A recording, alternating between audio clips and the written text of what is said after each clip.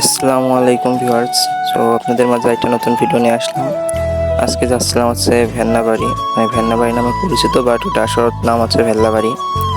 তো ওখানে যাচ্ছিলাম। তো ভিডিওতে বেশি কথা না বলে আপনাদের একটা ভয়েস শোনাতে চাই, সবাই ভয়েসটি শুনুন। একটা হৃদয় ছোঁয়া প্রেমের গল্প, কেউ কাঁদবেন না প্লিজ। গল্পটা শেয়ার করেছেন ইসরাত জাহান অর্পা নামের একটি আপু। তার প্রিয় মানুষটির নাম শফিকুল ইসলাম। গল্পের শুরুতে আপু আমাকে বলে, আসলে আপু সে নাকি আমাকে অনেক আগে থেকে পছন্দ করত এবং ভালোবাসতো, কিন্তু সে যে আমাকে ভালোবাসতো এটা সে কখনোই আমাকে বলে নাই, আর আমিও এটা বুঝতে পারি নাই। তবে মাঝে মাঝে লক্ষ্য করতাম সে আমার দিকে তাকিয়ে থাকতো। সে নাকি অনেক সময় লুকিয়ে লুকিয়ে আমাকে দেখতো।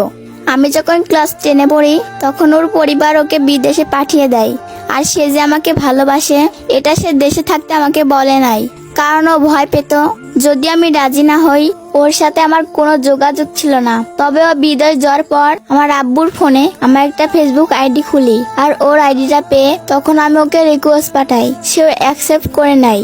পরে আমি তাকে মেসেজ দিলাম, সেও আমাকে চিনতে পারলো। পরে সে বলল আমাকে ইমো নাম্বার দিতে। পরে আমিও দিলাম। এরপরে মোটামুটি কথা হতো। হঠাৎ সে একদিন আমাকে প্রপোজ করে। তার ভালোবাসা প্রকাশ করলেও প্রথমে আমি রাজি হইনি। তবে আমিও মনে মনে তাকে ভালোবেসে ফেলি, কিন্তু প্রেম করতে ভয় হতো, তাই না করে দিছিলাম। আমি ওকে বলেছিলাম যদি ভাইয়া হিসাবে কথা বলতে চান তাহলে কল দিবেন, আর নয়তো কল দিবেন না। কিন্তু এটা বলে আমার অনেক খারাপ লাগে, কারণ আমি যে তাকে ভালোবাসি। যাই হোক, ওর সাথে এক পর্যায়ে আমার রিলেশনটা হয়ে যায়। আমরা দুজনকে অনেক ভালোবাসি। আমি আমার আম্মুর কাছে ওর কথা বলছিলাম। আম্মু প্রথমে রাজি হয়নি, পরে আম্মু এই বিষয়টা মেনে নিয়েছিল। আমি আমার আম্মুর মোবাইল দিয়ে কথা বলতাম, সে কাছ থেকে এসে আমার সাথে কথা বলতো। অনেক ভালোবাসতাম ওকে নিয়ে অনেক স্বপ্ন দেখেছি। ভেবেছিলাম হয়তো স্বপ্নগুলো পূরণ হবে। ওরা 2 ভাই 1 বোন। ওর বড় ভাই এখনো বিয়ে করেনি, তাইও বলেছে ওর ভাইয়ের বিয়ের পর আমাদের কথা বাসায় বলবে। আমাদের দিনগুলো বেশ ভালোই কাটতে থাকে। কিন্তু একদিন আমার বাসায় একটা জায়গা থেকে আমার বিয়ে আসে, আর বিয়েটা আসছিল আমার এক আত্মীয় বাসা থেকে। আর এই সবকিছু আমি ওকে জানাই। তারপর সে আমাকে বলেছে সবকিছু তার বাসায় জানিয়ে দিবে। সে আমাকে কখনোই হারাতে চায় না। তারপরে বিষয়টা তার বড় ভাইকে জানাই। তখন তার বাসায় সবাই জেনে যায়। কিন্তু কি আর করার, আসলে প্রেম এমনই একটা জিনিস, ছেলে বুঝলে মেয়ে বোঝে না, আর মেয়ে বুঝলে ছেলে বোঝে না। আর যখন দুজনে বোঝে তখন পরিবার বোঝে না। ঠিক আমাদেরও এটাই হলো। ওর বাসা থেকে ওকে বলেছে এখন ওকে বিয়ে করাবে না, কারণ ওর বড় ভাই এখনো বিয়ে করেনি।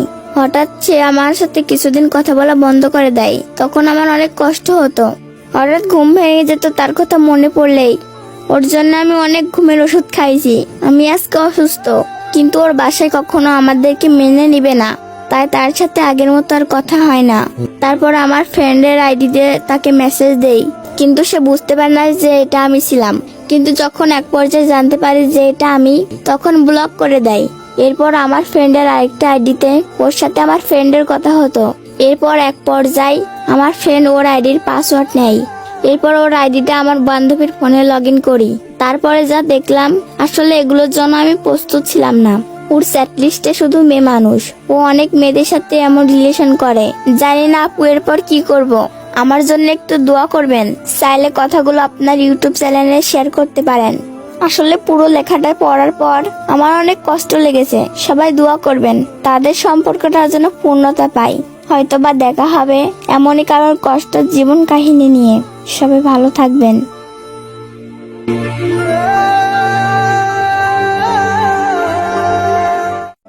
তো গল্পটি কেমন লাগলো সবার কাছে?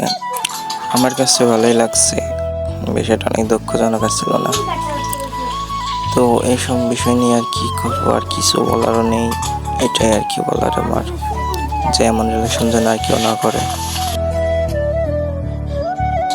আর হ্যাঁ, এই ভিডিওটা হচ্ছে প্রথম পার্ট, এবং আমরা ভিডিও বানাইছি হচ্ছে 3 পার্টে। একটা হচ্ছে আপনার মাঝখানে ভেন্নাবাড়ি গিয়ে বাগাই গেছিলাম, এবং অন্য সাইডে আপনার ব্যাক আসার ভিডিও আছে। সো ভিডিওটা হচ্ছে 3 ভাগে ভাগ করা আছে। আশা করছি পরপর 3টা ভিডিও ইনশাল্লাহ দিয়ে দেব।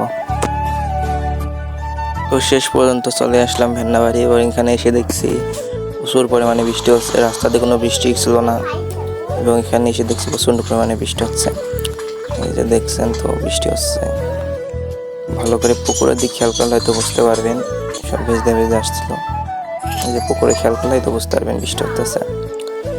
সো সবাইকে এই পর্যন্ত বিদায়। আর এইটা হচ্ছে প্রথম পার্ট, দ্বিতীয় পার্ট